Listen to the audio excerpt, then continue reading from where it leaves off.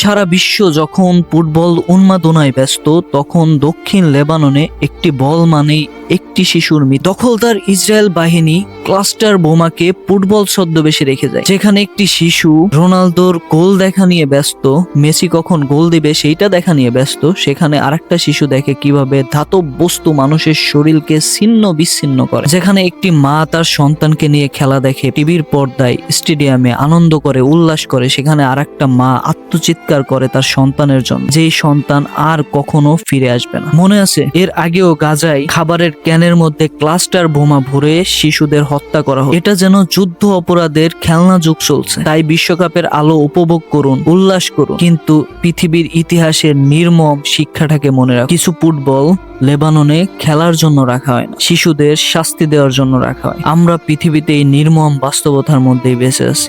United States of Israel, that's your resume. Killing children every day while you look away. United States of Israel.